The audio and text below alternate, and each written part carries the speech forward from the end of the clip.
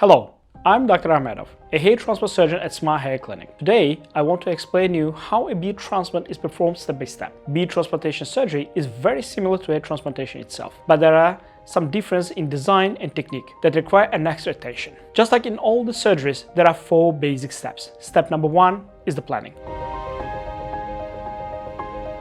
We carefully design the beard shape together with the patient and patient expectations. The density, symmetry, and natural look are all considered in details. Step number 2, extraction.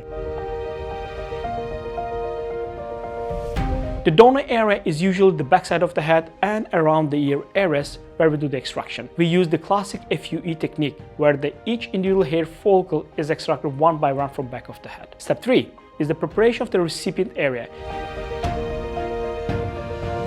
Tiny channels or incisions are created in the beard region. The angle, direction of each channel are crucial. Because facial hair grows differently compared to the scalp hair, they are more horizontal or parallel to the skin. Step number 4, implantation.